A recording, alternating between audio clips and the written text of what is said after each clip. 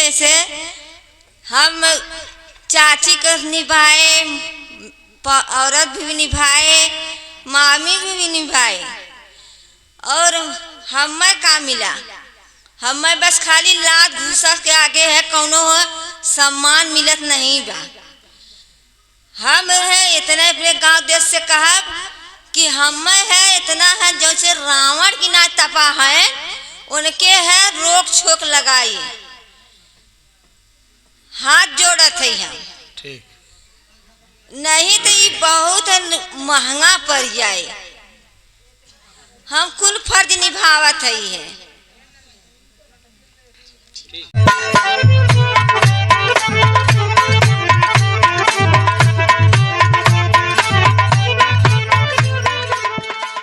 चाचा दादा लोग कहे कि मन का बढ़ ई खतरा बा, धन का बढ़ब अच्छा बा, धन बढ़ जाई अमीर हो जाई बा, धन एक दिन कामे आ जाई, लेकिन मन बढ़ जाई तो हर गली गांव में बेइज्जत होबा के जे जहरे से चाही चार तमाचा हानि दे। ए लिए बिरहा के सुने वाला चचा दादा भैया बाबू सबसे कहत बानी अपने माइयों बहन से, धन बढ़े ठीक बा, मन मत बढ़ावल जाई। अब मन बढ़त बा ये बिरहा में, आ देखा मन बढ़ले का नतीजा का निकलत बा मास्टर साहब। और दुनिया में साधु संत, और दुनिया में साधु संत जोगी विज्ञाता तिरिया चरित्र न बुझला विधाता, तिरिया चरित्र न बुझला विधाता, तिरिया चरित्र न बुझला विधाता। नारी का चरित्र, पुरुष का भाग कब बदल जाई इंसान का बतिये छोड़ा भगवानों के पता ना बा। अभी देखल जा कहानी का हमारे यही से शुरुआत भइल, कहानी कैसे लिखल गई मास्टर साहब।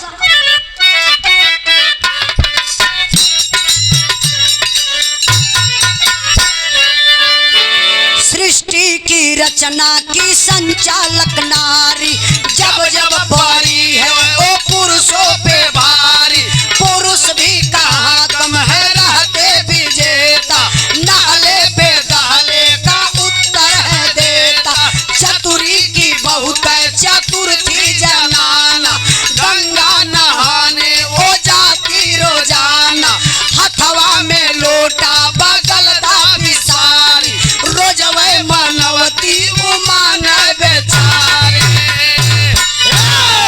अरे हार गई लाइन से, हेलो, अरे हार गई लाइन से हो बड़ी गाता, तिरिया चरित्र न बुझला विधाता, तिरिया चरित्र न बुझला विधाता, तिरिया चरित्र न बुझला विधाता। हेलो ए भैया सही है, कुछ मत तनी से के पतला करा तो बाहर लेता ना, तनी साल का पतला करा। कहानी पर ध्यान दें आप लोग बाबू। गांव का एक नॉर्मल किसान जेकर नाम बतावल गल चतुरी पहलवान, नाम का पहलवान रहलन, काम का नहीं, वो अखाड़ा तो देखल ही न रहलन। चतुरी पहलवान का बियाह कैसे भयल? कैसे? एक चंपा नाम के लड़की से। चंपवा बड़ी सुंदर रहल बाबू, इतनी सुंदर लगई कि मालिक एकदम फुर्सत के टाइम में बनौले हो। ओहो समय 9 महीना के लॉकडाउन लगल रहल, फुर्सत खूब रहा, फुर्सत पूरी रहल। वो समय यह प्रधानमंत्री रहल, हाँ लॉकडाउन में यह लगौते खोलत रहल। इतनी सुंदर चंपा कहा जाला कि कबो कबो आप लोग गौवा में देखा तो जो हमारे मास्टर नियर आदमी रहना, हाँ तनी लड़बका टाइप के, ई का होला पगलेट। अच्छा, जो तनी पगलेट टाइप का रहना हमारे मास्टर मतिन घमंडी रहल, मेहरारू बड़ी टाप पाई जाना। अरे भैया ई कुल करम कमाई होला हो। अभी कौन करतब कमाई कैले हुआ। अबे नहीं पूछा झंखत में तनी बेर। इतनी सुंदर दुल्हन ए कऊ जो नागी तरे लोग भैया बैठल हुआ कैसन हल्ला गुल्ला होती का बात है।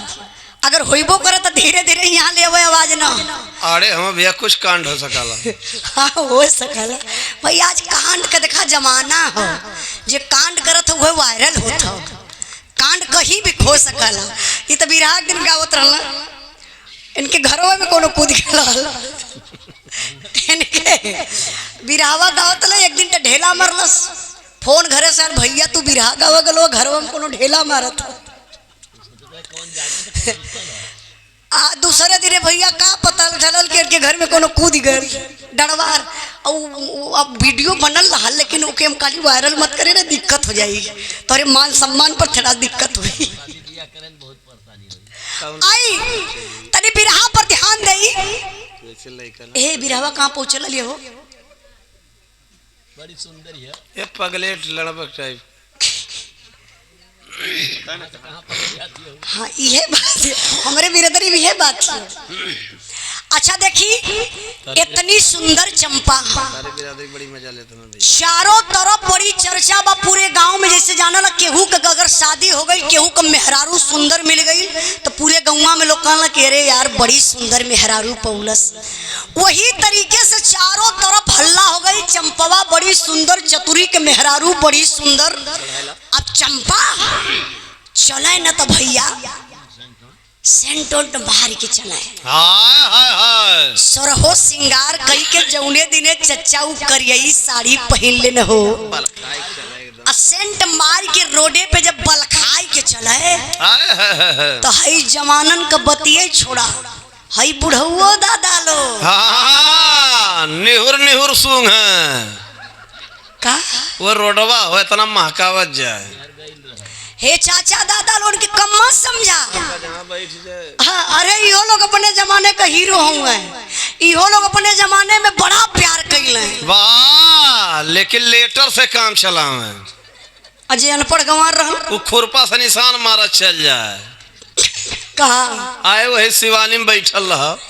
हमारा वही शिवनिया में दूसर क्यों चल गल तब हो ही लाता मुक्की शुरू जे जबर फरीते रही। देखा भैया पहले के देखा चच्चा का तो सही कहा तो चच्चा का लगा तो केहू गर्लफ्रेंड रहा हुई। चच्चा इस बात है कि सही सही बताइया सही है ना। अरे चच्चू तबन रतिया भर बैठ के झंखत में तनी बेर चला अपन जमाना होला ठीक है चच्चा कौनो बात ना। अखाड़ा कुदल हो तो बढ़िया बात है। हाँ जवानी काहे खातिर सब का यह कुल करे खातिर है ये। बुढ़ैया में तो झंखाई के बाद अब हुआ याद आई। अरे लेटरवा पे लिखा कि भेजने वाला बसंतू पाने वाली फगुनिया पहुंचाने वाला चंदू। अब तनी बिरहा पर ध्यान नहीं देखा हंसी मजाक के लिए हमान करत बनी कि तनी आप लोगों का दिमाग एकदम फ्री हो जाए। टेंशन तो घरे रोज हम माई का बाबू का बिटिया का पतो का सब कर लेकिन कभी कभी अपने लिए आप लोग जी लेवल कहीं नहीं हंस लेवल कहीं नहीं। अच्छा कहानी पर ध्यान दे बाबू। चंपवा जब रोड पर चले तो हाय चाचा दादा लोग भी चश्मा उतार के ताका कहाँ रे रजारे। हाय हाय हाय हाय हाय आई गई बुढ़ाई रे। जात है चमकत का जवान न चंपवा रहल न जवानी रे। न तब कुछ उखड़ल न अब भैया खाली बतिए इकुर बतिया तू जाने ल कैसे ये मास्टर बतावा ना। अब चंपा का बड़ी चर्चा चंपा का 4 जने से मोहब्बत हो गए। माई बहन आप लोग भी ध्यान दिया इनकर 4 जने से मोहब्बत भयल। तो चंपा सोचली कि ए मोहब्बत में दरार के होत बा हमार पति। पति अगर ना रहत तो हम बढ़िया से अपन जिंदगी जी। अभी 4 जने से मोहब्बत कैली ए बाबू।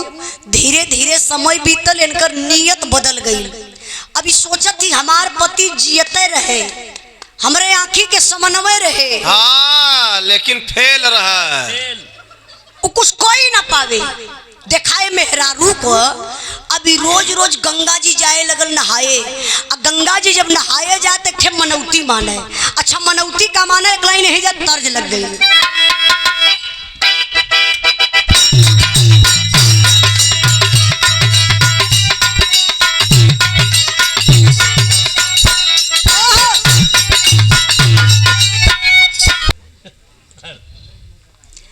मूर्खरा में ऐसा बोल देते हो कि क्यों बरतियो ना करिए। अरे ढेर लंबी उमरिया जी भग ही कोई ने।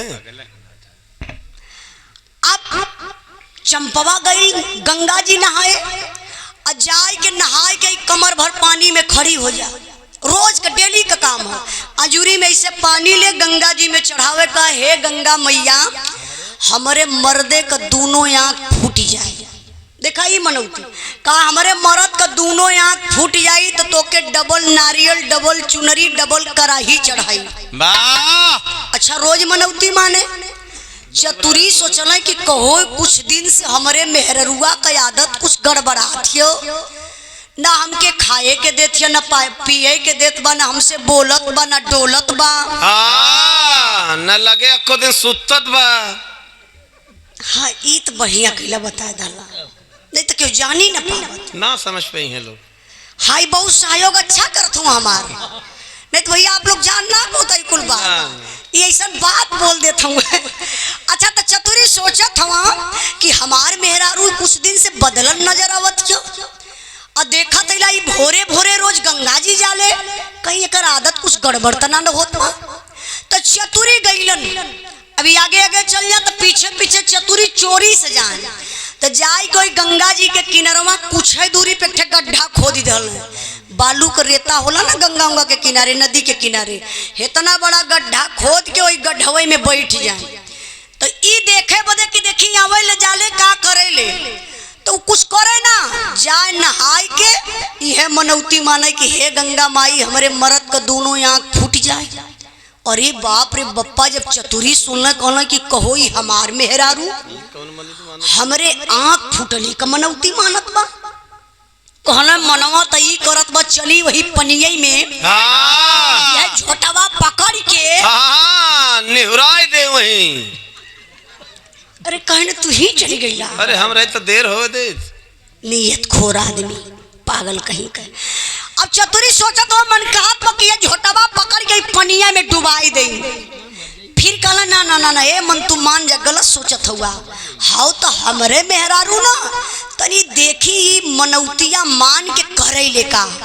अब मर्दे का जात बाबू दिमाग लगाए दे, यही से कहल जाला कि मेहरारून की अपेक्षा मर्दन का दिमाग बड़ा तेज होला। अरे भैया तेज ना तो मेहरारू सेट हो जिंदगी कैसे बीती, अधूरा बीत जाए जिंदगी।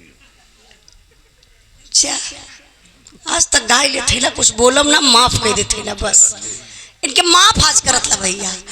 देखी चतुरी धैर्य बनौलन, धैर्य बनाए के दिमाग से काम ललन।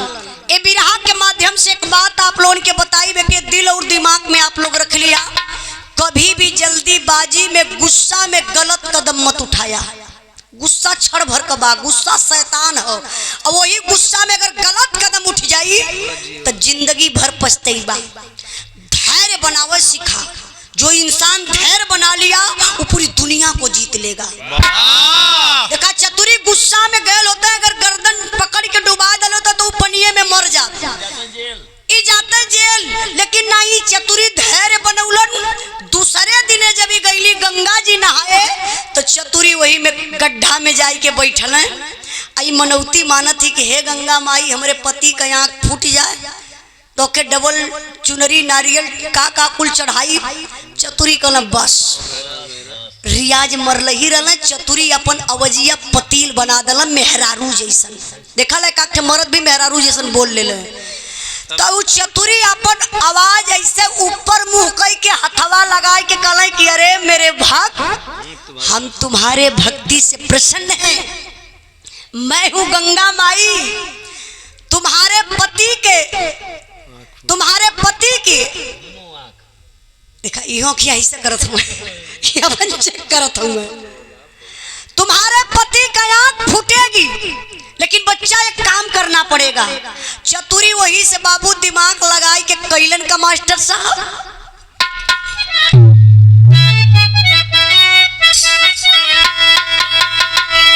घी व खिचड़ी खियावा भैया। अच्छा चंद्रेश यादव के भतीजा भैया अपन नाम का बा? अच्छा अम्बेश यादव भैया की तरफ से 100 रुपए का पुरस्कार। आप लोगों का आशीर्वाद लगे, बहुत बहुत धन्यवाद। लेकिन कहना है क्या?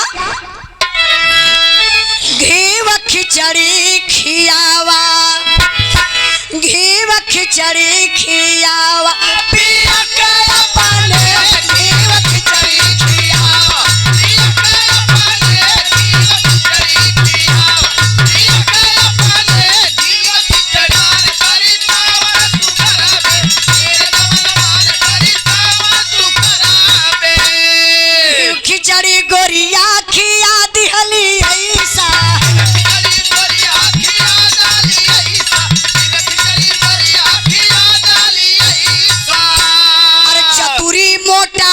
जस भादो का भैसा,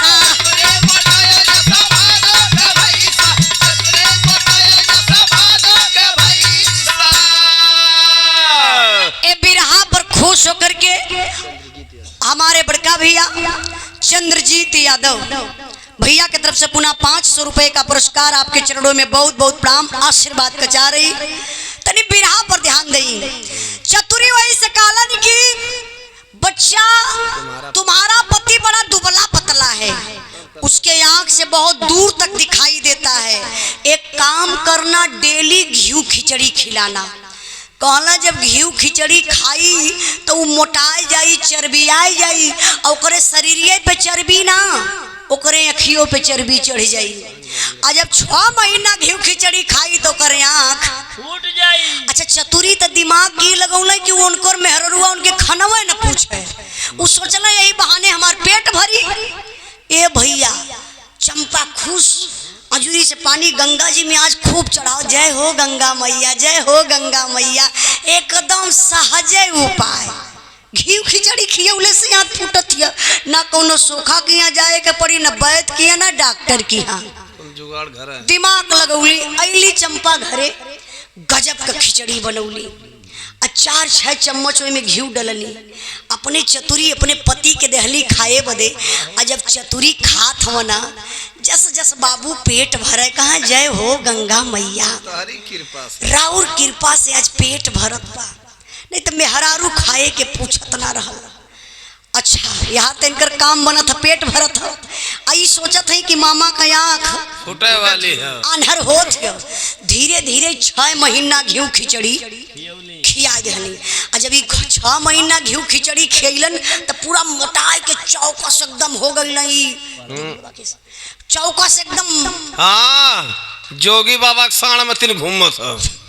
हाँ हो मोटाई के एकदम चौकस मर्द हो गई। तो अब चतुरी गंगा माई बन के वादा भी कैले रहे कि 6 महीना में आँख फूट जाई। तो इहो दिमाग में बात चलत है, बस चतुरी बनावटी आन्हर बने लगल है। अच्छा एक बात आप लोग बतावल जब बिरहा सुने वाले भैया, आप लोग बतावल जब जवन मर्द 6 महीना घी खिचड़ी खाई ओकरे आँख का रोशनी कम होई कि तेज? अरे भैया वनज के चौकी तोड़ दे हो। यहाँ चौकी वाली कौन बात? इतनी ताकत बढ़ जाए। अच्छा भैया मान ला भैया वो खेत खंदे, पेड़ उखाड़ दे, चौकी तोड़ दे। लेकिन बिरहा पर ध्यान दे। अभी 6 महीना खैलन, आँख फूटे के चाहिए, आँख को रोशनी तेज हो गई, खूब देखात बा। लेकिन चतुरी बनावटी आन्हर भइल। चंपा के सामने आँखों कैसे मीजे लगे। कहें चंपा कोई 5-6 महीना से कुछ बात समझ में ना हो, तो जैसे ही हम घी खिचड़िया खाईला हमारे अखिया को रोशनिया कम होत बा।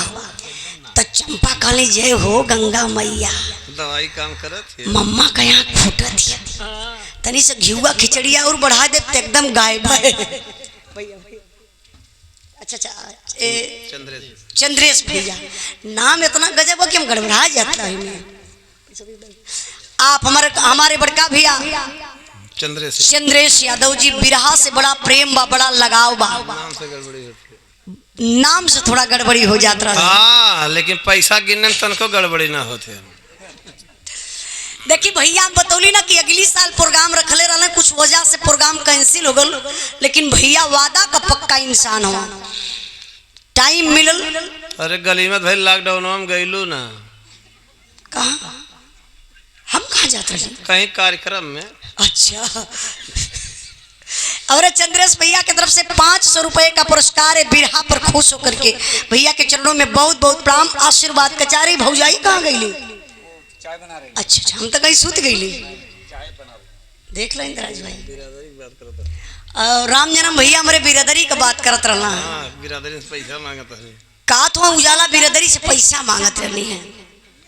अरे भैया हम थोड़ी न खाली पैसा हमके दा, हम कहली कि हमार बिरादर सम्मान बढ़ जाए। आप लोग बैठ के सुन लेबू तो हमार सम्मान बढ़ जाई।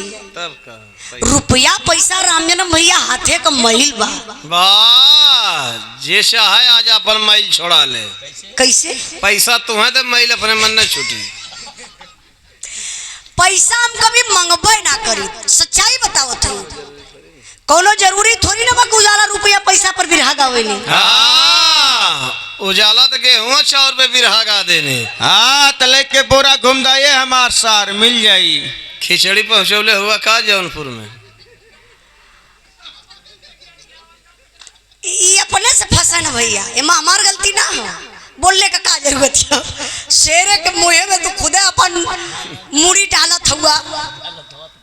आई तरी बिरहा पर ध्यान दे। रुपया पैसा अपनी जगह बा, जानत हुआ मान सम्मान से बढ़ के रुपया पैसा ना बा। एक तरफ यार पैसा रख दा, एक तरफ यहीं से गरियावा बैठ के। तब का गवैया गाड़ी ना सुनिए, पैसा ध्यान दी है। गवैया पैसा पे ना ध्यान, पैसा पे ध्यान मेरे मास्टर साहब देने। देखा ऐसे कैसा मुँह इशारा कि 500 दा आते हैं भाई। बिरहा अगर न भटके देखे कर बात बता दी। बोला हाँ, बता दे भैया, बता दे। कौन आई लिया का बात नहीं भटक जाए। बिरहा लोग भटका दिए जाए ना भटकी। अब नहीं रगड़ा था कोई छोड़ बता दे। आई बिरहा पर ध्यान दे, दिमाग से उतर जाए तो फिर हमें बड़ी मेहनत करे के पड़ी। बिरहा के बाद बता दे, खाली हम खाई दिया केनकर बतिया बता दम बता दे। अरे बहुत बड़ी घटना कैले हुआ, सच्चाई अब बताई दा, इतने तो खत्म। कसम से भैया बहुत बड़ी घटना, कलयुग का नंबर 1 घटना। अब ही ना बिरहा के बाद कह दिया। अच्छा देखिए बिरहा पर ध्यान दई। 6 महीना बीत गए। 6 महीना चतुरी आंखों के मीजतों कल ये चंपा हमरे अखिया से लौकात ना हो। अब हर बार चले तो ऐसे टोई के एक आध दिन जब चंपा के समनवा देख ले। हाँ, चंपा धक पकड़ ले। चंपा से जाए के लड़ी के वही नीचे गिर जा तो चंपा हाथ पकड़ के उठा, कहाँ देखा हमरे राम का इतना कम उम्र में। हाँ, कहाँ इतना कम उम्र में हमारे राम का आंख चली गई। अब यार चंपा का कैली, धीरे धीरे समय बीतल बा। ए बाबू 6 महीना बीत गयल। चंपा समझ गई कि हमारे पति का आंख फूट गई। लेकिन यही एक बात बा, बात कौन बा मास्टर साहब? तर्ज बदल गई।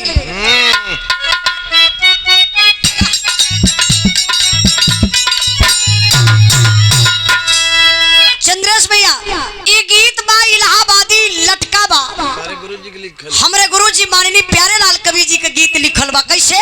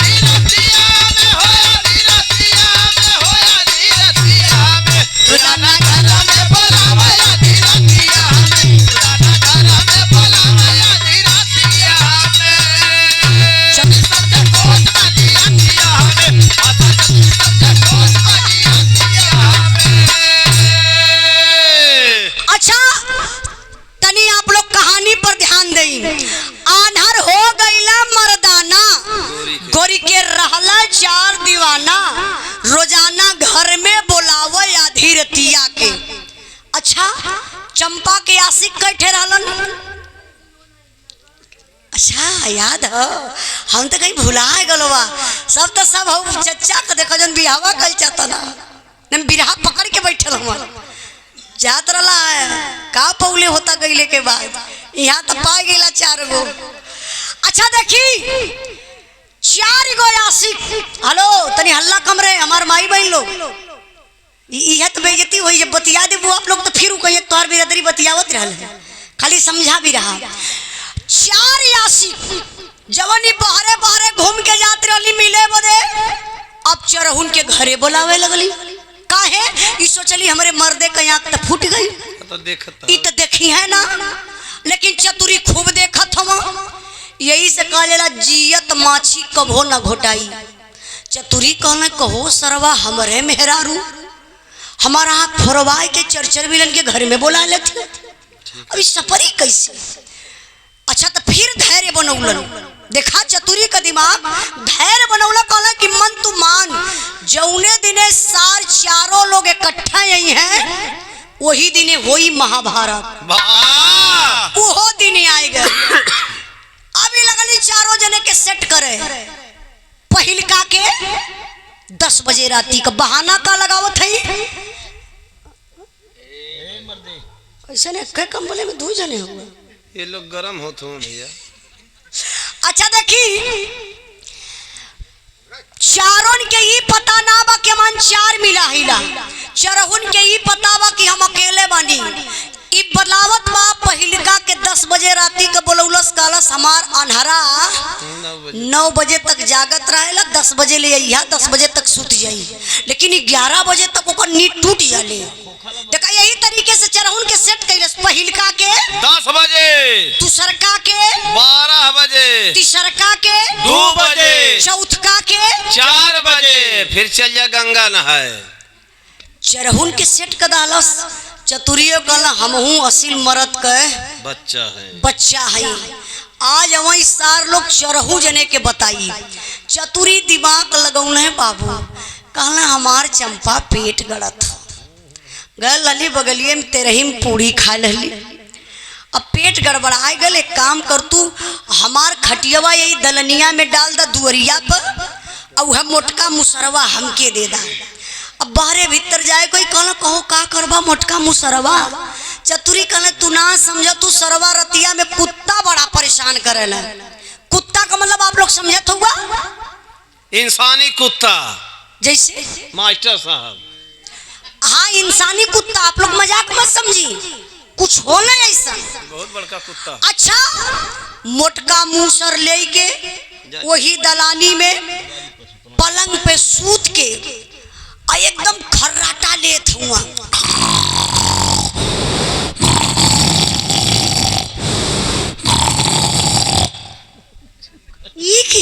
हाँ इस चतुरी का सार हम ई का करत हुआ, अपने बहन का दलाल है सरवा। ई करत का हुआ, ग्राहक खोजत है।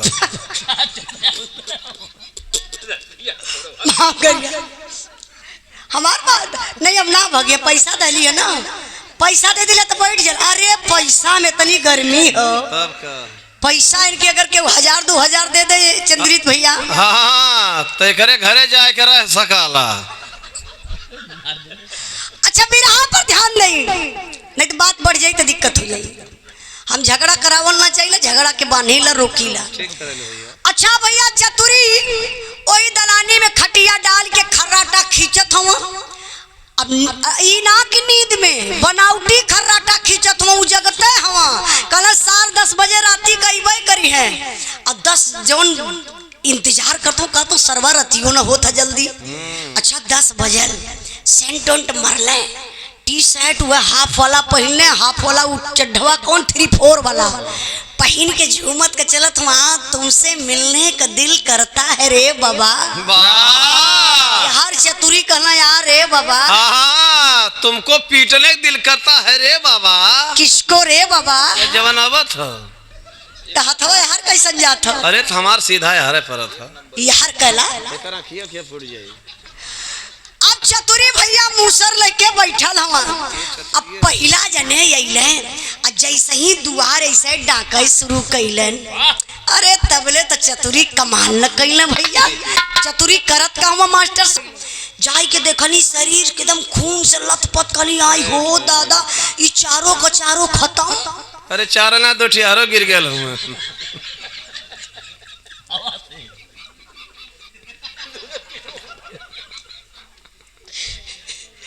नहीं भाई हमारे बिरहा में 4 जने हो।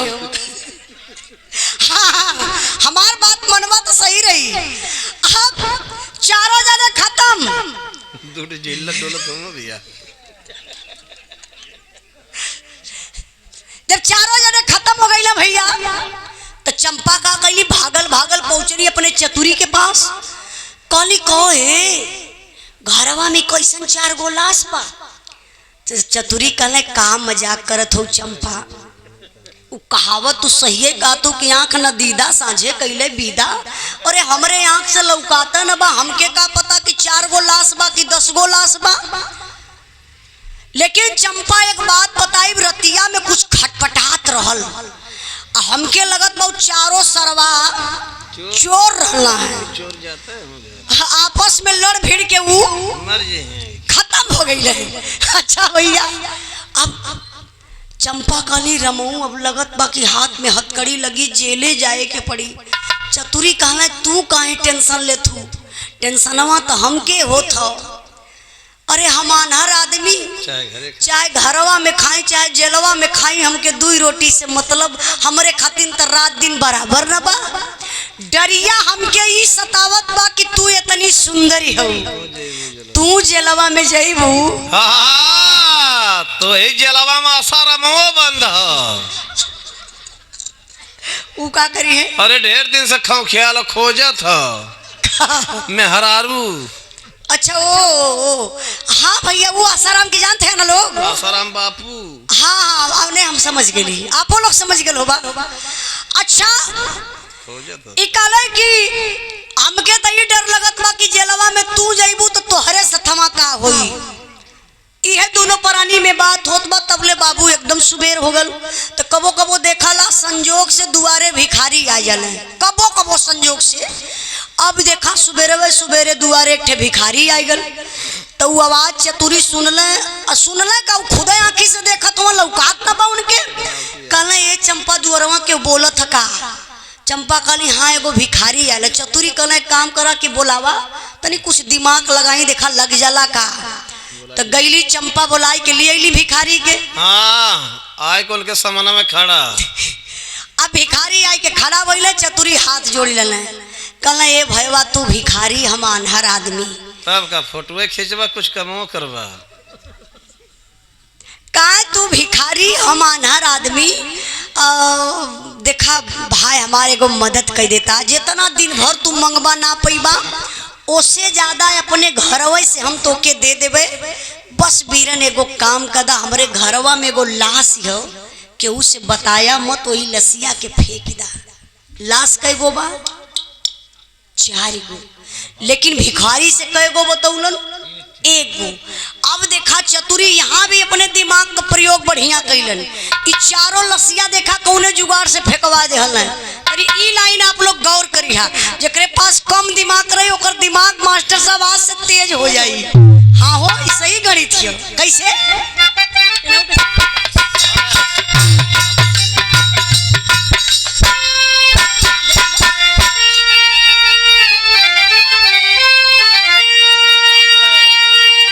फिर सेवा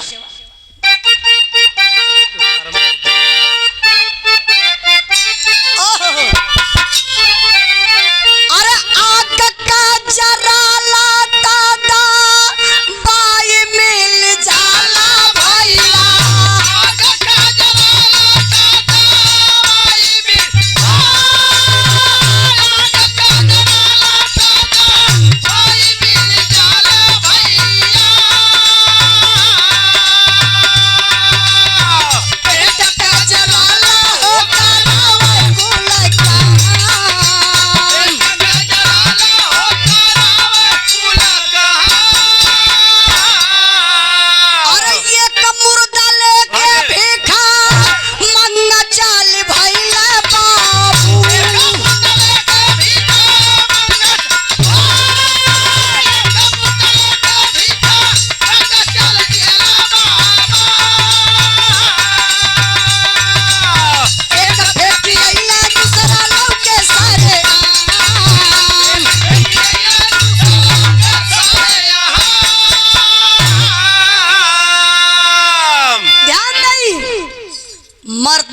क्या नहीं करता, पेट का सवाल है। भुखायल है भिखारी, लालच में आई गए। बाबू लसिया के हे बहिनी तेरी सुना, लसिया के दोनों प्राणी एगो बोरा में भरलन, 3 गो लाश घर में छोड़ल, एगो लसिया लिया कोई दुवरिया पे खींच के कैलन। भिखारी बेचारा उठौलस, ऐसे कान्हे पे रखलस और ले जाए के गंगा जी में फेंक देलस। और जैसे ही भिखरिया गंगा जी में लसिया फेंक के चतुरी के घरे आवत हो, अब इन भिखारी रस्तवे में बा, तबले दोनों परनिया दिमाग लगौना, दूसर की लसिया सेम बोरा में भर के लिया कोई घिसराए के दुवरिया पे कह दल। भिखारी दुआरे आए के खड़ा भल, तबले चतुरी डांटे लगल, कहला का मर दे हम अनहर रही, हमारा औरतिया थोड़ी ना अनहर बा। भिखरिया कहला सरे सरकार भयल का कहीं बतावा, तुमसे वो लाश फेंके कहली है, उ लसिया फेंकला है कैसे कि लसिया बहन तू रस्तवे में हुआ, और तबले लसिया हमारे घर में आई गई। भिखरिया जाए के देखा था दुआरिया पे, कहला सरे ये तो सही में लसिया तो हम गंगा जी में फेंकली है, आई कैसे चतुरी के घरे आई गई।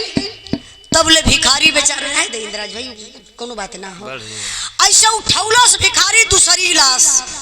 भिखरिया समझा तो वह लसिया बा, लेकिन दूसर की लाश के ले जाए के फेंक देलस गंगा जी में।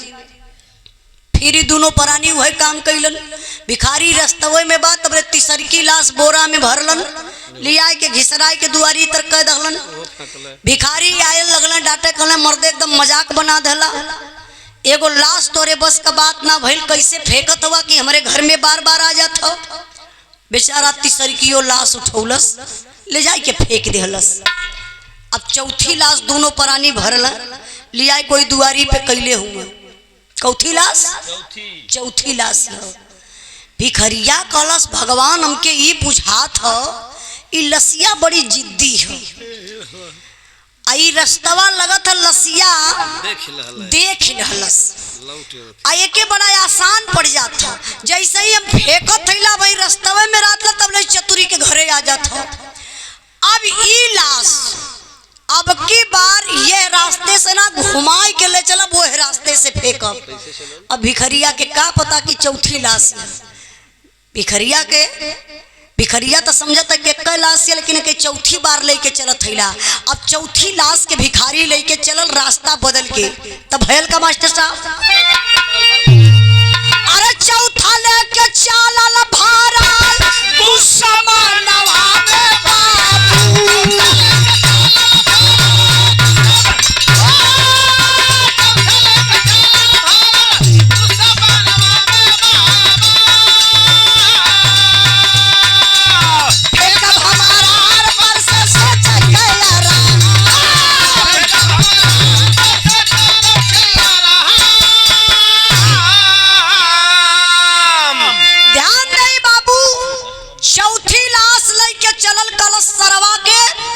अब की बार बीचों बीच फेंका।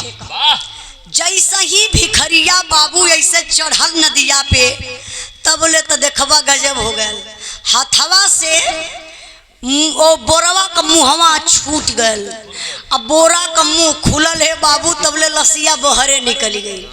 खर खर खर खर खर खर खर खर गिरल लसिया के कहा कोई नदिया के किनारवा। और जब लाश नदी के किनारे गिरल, ठीक वही के बगलिए में थे पांचू दादा, गांव को बुजुर्ग आदमी, दांत एकदम टूट गल, बुढ़ा रहला, मान लो है जैसे, हाँ समझ लिया, ओनाऊ से ज्यादा पुरनिया रहला। तो चाचा का करत रहला, मैदान कह के वो पानी छुअत रहला। वाह, किथुआ से जेसीबी से। अच्छा भैया केतुआ से पानी छुई है, मतलब ओकर गहरान नापत रहने न। पानी छुए का मतलब आप लोग समझ लें, पर्दे में जैसे आजकल घरे घरे लैट्रिन हो गए। पहले लैट्रिन का जमाना जब ना रहल तो लोग ताले पोखरी जाए, जहाँ ताल पोखरी का सुविधा ना रहे तो घर से डिब्बा में पानी लेके जाए। आप समझ गलो बालो, ई पागल आदमी का जाना है। अच्छा तो पांचों दादा गांव को सबसे बुजुर्ग आदमी मैदान कह के पानी छुअत हुआ निगोटा बेचारू का कान्हे पे, धोती उनकर कमर में, पानी छुअते हुआ तबले खरखराई के लाश गिरल। दादा पीछे तकला डेराई गई। अब एक आवाज निकाल तो भू भू भू भू भू, भूत कहाँ है? भूत कहूँ न पावे दतवा टूटल रहा ना, हाँ ये बक्स निकल जा, भू भू भू भू भू भू, बाबा बचाओ बचाओ। अब दादा भैया नौ धोती नीचे कह पौले, नौ अपन निगोटा बांध पौले। बिना हेलमेट भागे शुरू कईने। अरे पागल आदमी, पैदल आदमी कहाँ हेलमेट लगावे? काहे लगावे ने? जौन सुरक्षा करा लो के हेलमेटे कहल जाला। अच्छा भैया हम पागल आदमी ला, हमके कुछ जानकारी ना। पागल करन कर। अब वो देखा पाछू दादा का बेचारू ना अपन धोती नीचे कह पौले, न निगोटा बांध पौले, नंगे धड़ंगे। भाई अपन जान बचावे के भागत हम गांव के ओरी। भिखरिया कला सरे सरवा ई 5वीं बार हमारे हाथे से छुड़ाई के जात हो, सरवा के रास्ता बदल के फेंकले रहली है। आई देखी कौने रास्ते से अब जाला। भिखारी वही नदी पे चढ़ल एड़ी उठाए के देखलस क्या हर ताकत है जहार से वो पांचू दादा जात हुए। भिखरिया कल हो देखा सरवा नंगे धड़ंगे जात आपकी चंपक पाई मुआ दे काला रुका सार। अच्छा भिखरिया का समझत हो? लसिया भूत बन के चतुरी के घरे जात बा। अब पांचू दादा जब पिछवा मुड़ के देखा तो वो समझे लसिया भूत बन के हमके दौड़ावत बा। मामला गंभीर बा, मामला कंफ्यूज हो गया। पांचू दादा हाली हाली दौड़त हुआ, जान बचावत हुआ, तबले भिखारी दौड़ल कहा रुका तोहरी बहन की। जाय के पांचू दादा के आगे से घेर के भिखारी पकड़लस। पकड़ के यह गर्दन उठाई के दादा के पटकले कले पटक के यह ठेगुना दादा के सीना पर लगौलस, कसलस भिखारी। अब भिखारी कस के मरलस चार हुचा। अच्छा तो बुढ़ा आदमी मुँहे से गजार आई गल, कहला रे बचवा हमके छोड़ दा, हम गांव का पांचू दादा। भिखरिया कहला ए सार हमके पता है कि तू पांचवे हवा, चौथी बार में अगर पकड़ा गल होता तो चौथी नाम बताऊता। यही से हम तो के रास्ता बदल के फेंकली है। ई बतावा तो के चतुरिये का घर अच्छा लगा था? मतलब तू बार बार भाग के जा चतुरी के घरे, हम भूखा प्यासा तो के बार बार नदी में फेंकी, मतलब ये हमार काम बा। रुका सार अब की बार तो हम बताई मिलल हुआ, अब की रास्ते में मिलना। ए भैया दादा तो रोते हुआ कि गांव का पांचू दादा छोड़ दा छोड़ दा। अब भिखरिया ऐसे दादा का निगोटा उठाए के लपेट ललस चंद्रीश भैया, और लपेट के दादा के मुँह में ठूस देहलस। जवानी चिल्लात रहना, आवाज बंद, और धोती कमर से छोड़ के हाथ को ऐसे बटोर के बंधलस, बांध के भिखारी घिसराव। अच्छा कितना दादा डरा तो एक सरवा कहीं जाऊ लग, बीपी भी बढ़े लगत होई कितना जने का। एक जने हम एक दिन बिरहा गावत रही लिया कि 500 रुपया दावे चंद्रित भैया। कल है बिटिया तू बिरहा गाओ तो मेरे डर लगत कि हम कहली काहे? कल मऊ धोती पहिरीला। हम कहली नहीं डरा मत कुछ ना होई। हाँ तो आई का कहत चाचा धोतिया पहिराला हां ओकर निशमा कुछ हो कि ना? तू नहीं तू कहियो मार खइबा पक्का हमें पता है। अच्छा हाथ गोड़ चाचा बुढ़ऊ दादा का बांध के भिखारी जियते हो ऐसे लेके आयल घिसराय कोई नदी के ऊपर चढ़ल, ऐसे लोकाय के रे ऐसे लोकाय के फेंकलस कले ले जा गंगा मैया। कहाँ गंगा माई ले जा सरवा, इतना उत्पात मचौले हो। ई 5वीं बार लेके एके हम फेंकत थैला। अच्छा तो भिखरिया कबले तकलस जबले पांचू दादा बह ना गईले। जब पांचू दादा बह गई ना तो भिखरिया आयल, तो चतुरी से कहा था कहो भैया देखा आयल घरा में कहीं छुपल उपल ना हो। ना ना भैया तो चतुरी तो समझत हुआ कि चार लाश रहा तो पचवी कहाँ से आई। तो चतुरी कहला ना अरे अब की बार हम भैया तोहर तेवर देखली है, हमके विश्वास रहा कि अब की बार तू फेंकबा तो जिंदगी में लौट के ना आई। भिखरिया कहला ना भैया हाथे से छोड़ा के नंगे धड़ंगे तोरे घर ओरी भागत रहा है, जबरदस्ती होके पकड़ के बांध के फेंकले हिला। यह तो कमाल हो कि बांध के अब की फेंकली है। अरे जब बांधे लगली मारे लगली तक चिल्ला कहा था गांव को पाँचू। हम तो समझ गए कि सरवा फिर जाई परेशान हम ही के करी। अब भैया चतुरी समझ गए ना कहना आई हो दादा तो सरवा जी है पांचू ज्यादा इत सरवा जियते पाँचू दादा के मार के फेंक दहलस। अब ना यह बनल अब तो हाथ में हथकड़ी लगबे करी कहना ये चंपा अरे हो दखबू भिखरिया गजब कदल कली का घरवा में चार लाश पाँचू दादा के जियते मार के गंगा जी में फेंक दहलस। अब का करबू जब रुचे पचे जल्दी से दे के भिखारी के भगावा नहीं तो बवाल हो जाई। ए भैया जब रुचल पचल लोग भिखारी के दल भिखारी लेके 9 2 11 अब चतुरी उठऊ नहीं मूसर अइला अंगना में बैठल कहला चंपा मोर रनिया लावा लोटा में पनिया काहे ना तू चल जाता। काला की हवा मोर रनिया 6 महीना घी खिचड़ू खियौलू खिचड़ी का 6 महीना घी खिचड़ी खियौलू हमार ताकत अजमौलू ना आवा तनी तो। अब चंपा के का पता आईली वही अंगना में बैठली। अब चतुरी लेबा न देबा मूसर उठाई के मरना 4 मूसर। वाह कहाँ मरना यही पीठी पे जब 4-6 मूसर लगल न हो। अरे भैया पीठी में रिया तरिया टूट जाई हो तब कहाँ मरना और नीचे से घुस का नहीं भैया आई हमार बात सुनी आप लोग तो पागल आदमी हुआ सही खोजत हूँ नहीं तू बहुत अच्छा आदमी हुआ धरती के सबसे तू ही 2 जने बढ़िया हुआ। भगवान इनके करिया न बनौले होता ना। हाँ तो ढेर जने घर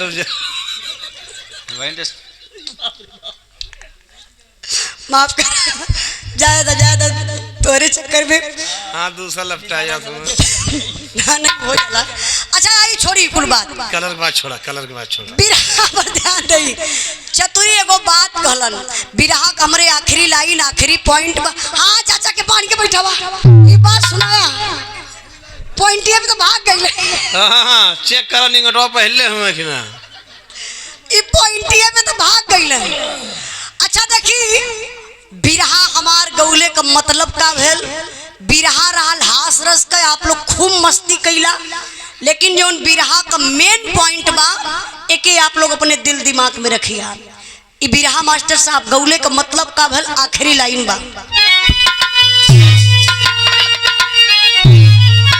अरे गलत करे जब नारा शर्त मरदन पर मरदा गलत कराया सर गद के लइकन पर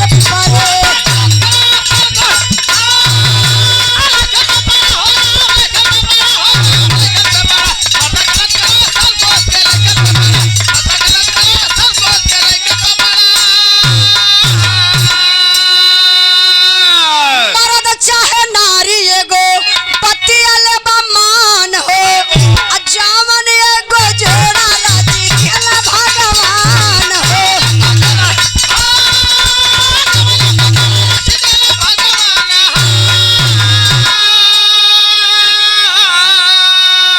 अरे गलत काम का असर है जन पर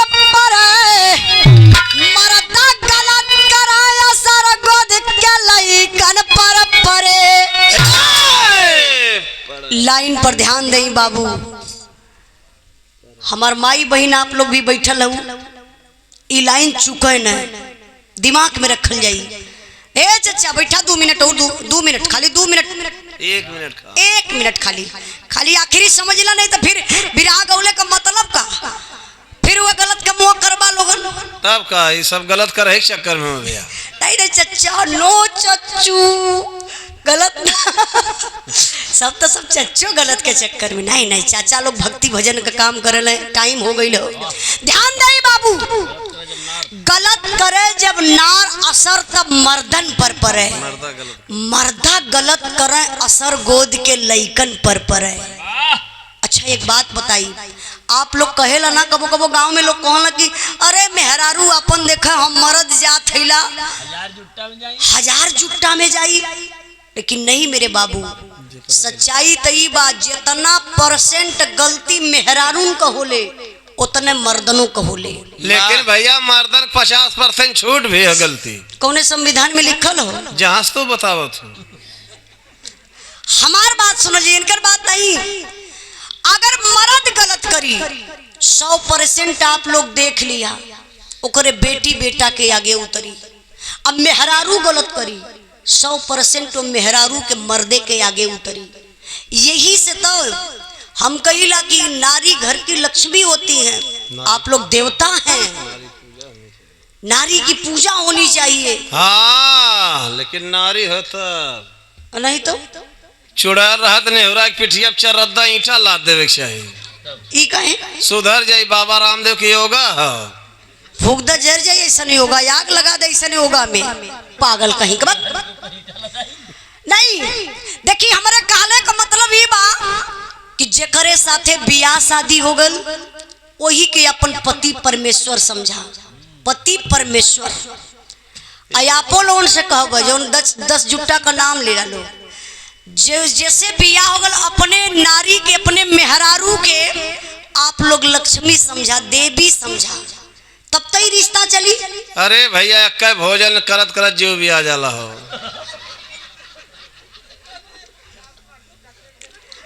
नहीं कुछ रहा तो लेकिन लाठी धैले ना वो लठिया ढकेले के ना हम बहुत बर्दाश्त करत हैला आई जाला कि जहर पी के हम गावत हैं अब तुम्हें दाल चावल रोज खाए करे खाए पीबू नहीं हमार बात मानल जाई देखी मर्द चाहे नारी एगो बतिया लेबा मान हो और जवन एगो जोड़ा रच दिहले भगवान हो। आज से आप लोग शपथ ले लिहल जा कसम खा जाल जा अपने अपने मेहरारू से आप लोग प्यार करिहा और आप लोगन से कहब कि आप लोग अपने अपने पति से प्यार करिहा यह रिश्ता महान बा।